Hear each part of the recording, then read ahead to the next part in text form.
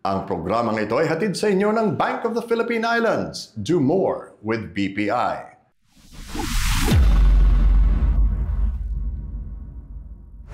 Mabuhay teammates, ito ang Basketball Universe at ako si Bill Velasco.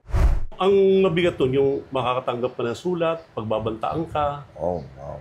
Hanggang umabot yung 4 na gulong ko, pare ha. Natanggalan nung na nasa diversion ako, may naramdaman akong makakalog. Baba ako, hindi ko naman malilate na ako. Tinuloy ko, pagdating ko hindi na ako makaatis. Malapit ako sa Pasay, pagdating sa service road. Napihit ko yung mga nab, ang luluwag na. Buti di ka ng disgrasya. Ang bahaging ito ay hatid sa inyo ng Eastern Communications, Partners in Progress. Natatandaan niyo pa ba si Tito Varela? Malamang ang iba sa inyo ay kilala siya bilang isang politiko sa Caloocan, pero isa siyang PBA pioneer. Kilalanin natin muli ang kanyang kwento kung paano siya naging basketballista.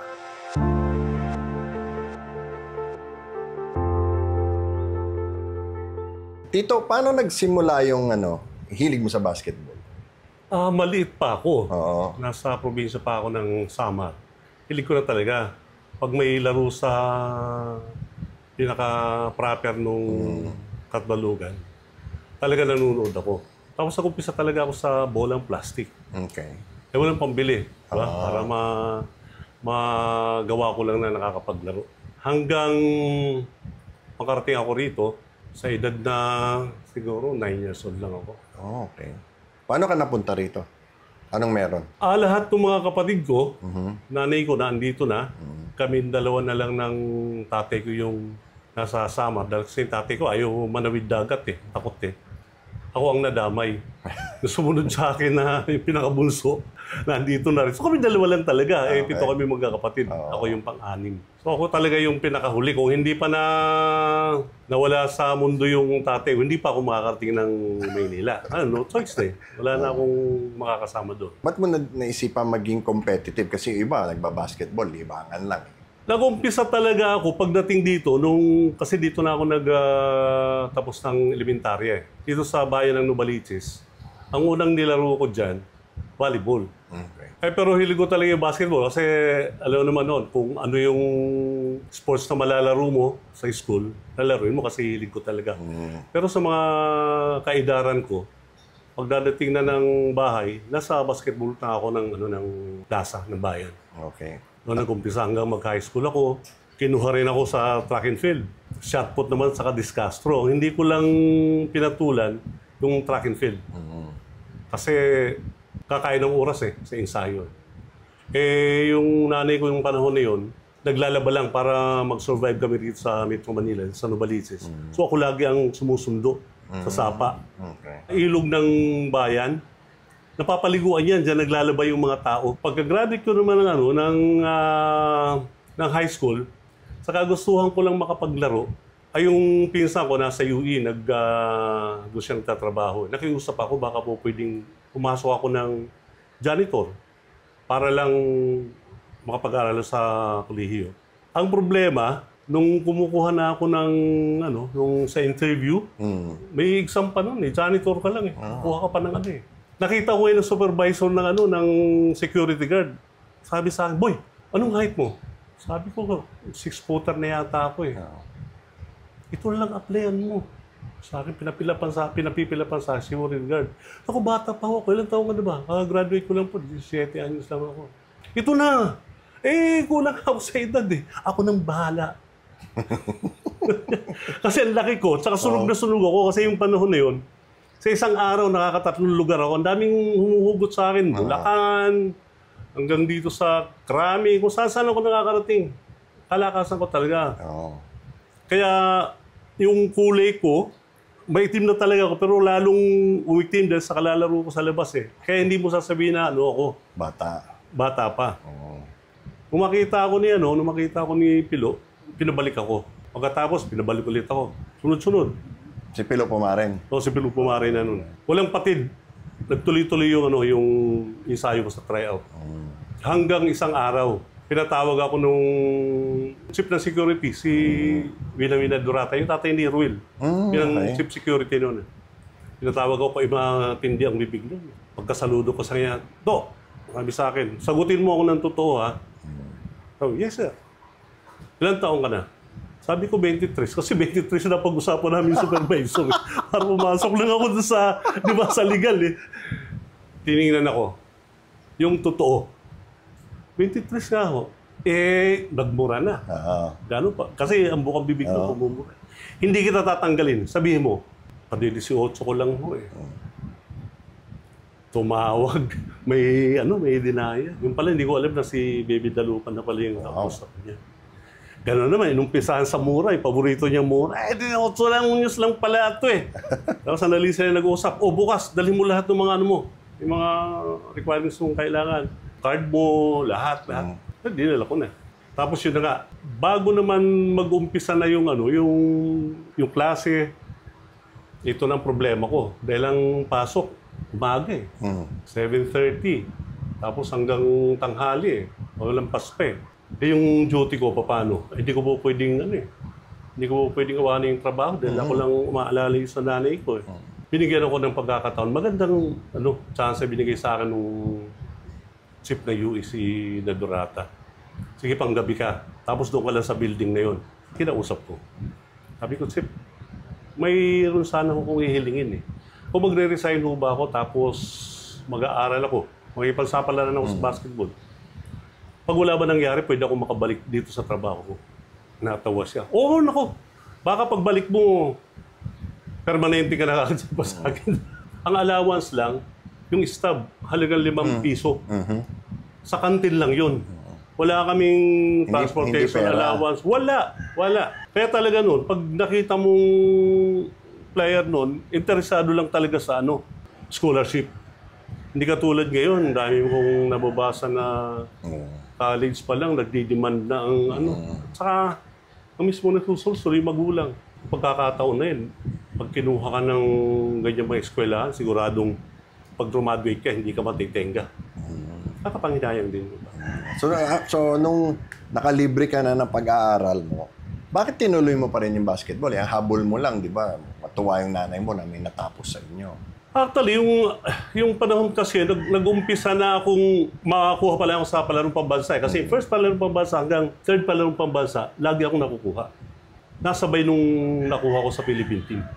Nagkaroon ako ng pangarap sa basketball. Pwede. Oo, ito na yan. Ito yung mga kataon. Tapos yun nga, yung nasa Philippine team na ako, pag kagaling namin ng Bangkok yata noon, pag uwi ko, yun na yun. Marami nang kumuusap. Kinausap ako ng Tanduay. Maganda yung in-offer nila na makakatulong na ako sa nanay ko. Pinatulan ko na. Kaya ang nangyari pa nga nun, dahil sa nangyari, kasi nung nakikipag-usap ako kay Nat Cansol, kinukuha ko si Emer Legaspi. Parang Emer. Okay. Kasi kasikatan ni Emer, yung talagang, hindi, ikaw lang kailangan namin eh. Sabi sa akin sila. Pero nung napunta na ako ng Tanduay, biglang kinuha ngayon si Emer. Kaya napaganda pa. Nagkaroon sila ng interest at hindi siya nagkamali ng kuha. Yun ang umpisa namin. Paano kayo napunta ng Crispa? Noong 1975, yung sa drafting, kami ka ni ate nung isang mag-uusap, parang wala pang draft na nangyari siya. Hindi, meron na. Sabi ko, yung 1975 na yun. Kasi ang unang nakakuha sa akin, 7-up. Okay.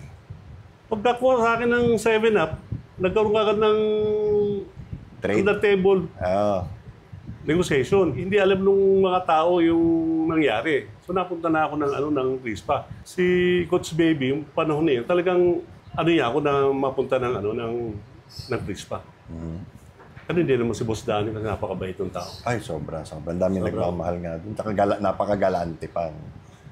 So anong naging experience mo lalo na yung first ilang taon yun na Crispa Toyota palagi nagcha-champion? Alam mo, ang nakakatawa rito, Bill, kasi nagtataka sila, hindi naman ako nagagamit. Magamitin man ako, napakaikli.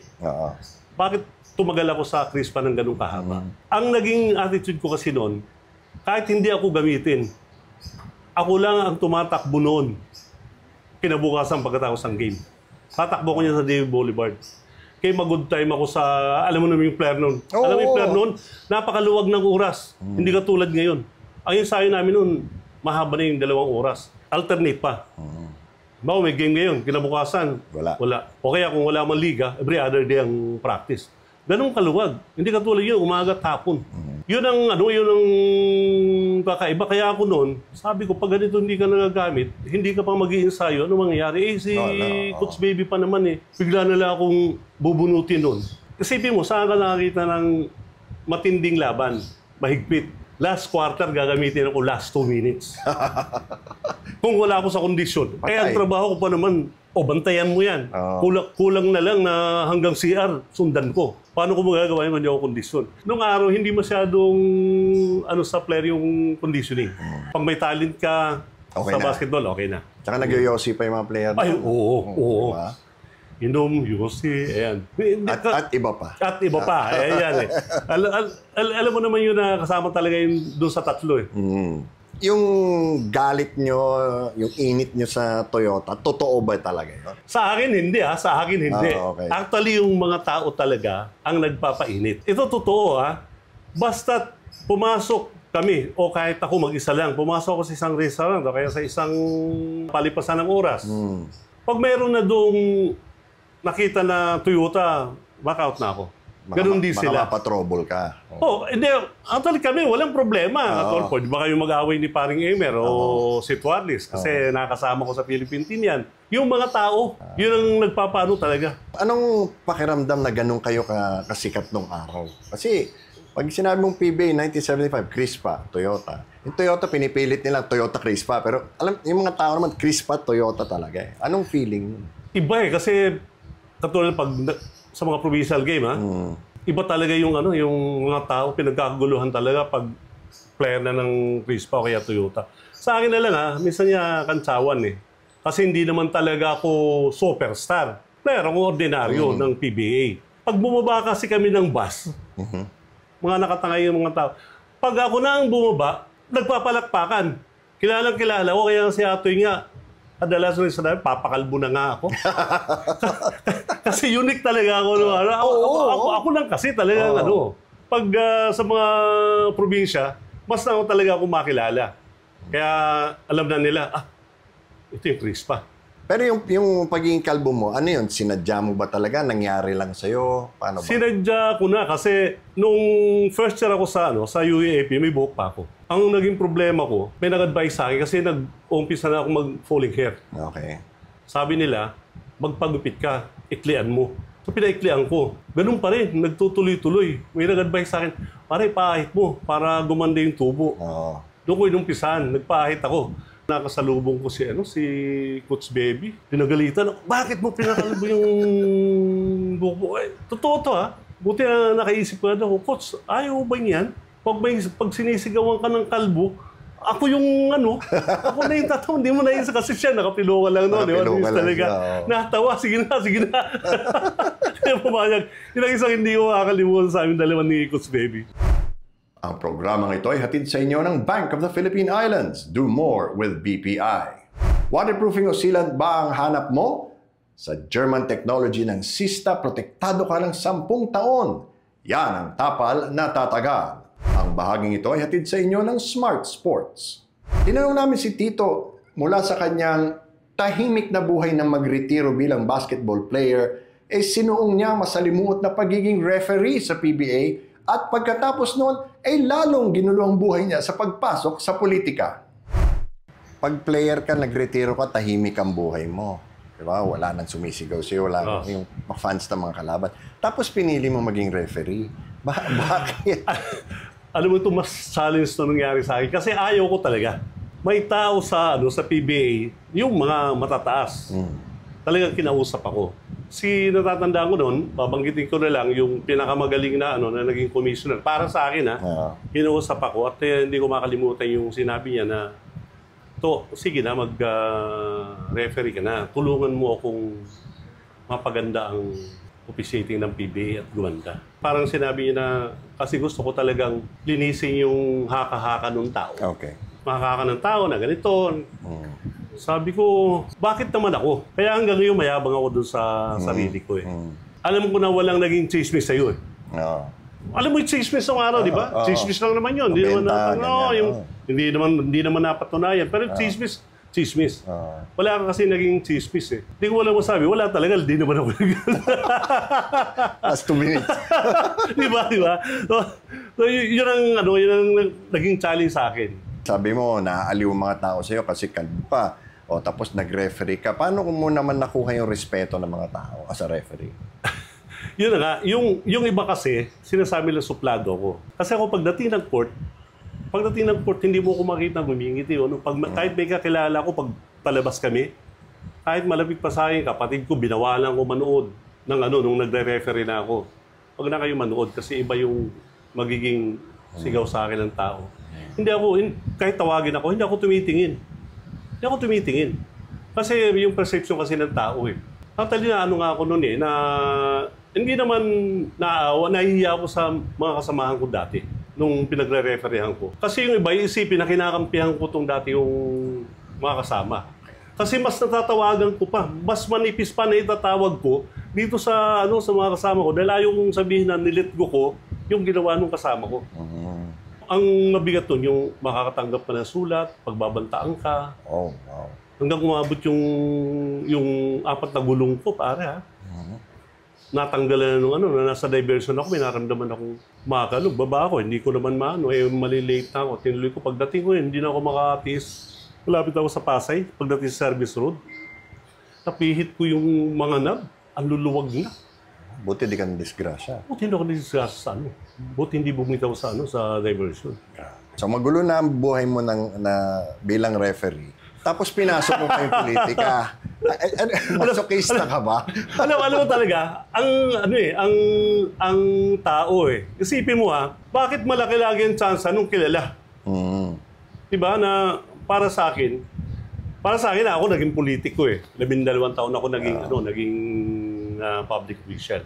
Yun ang lagi mali ng mga botante. Hindi dapat tinitingnan yung kasikatan nung kandidato.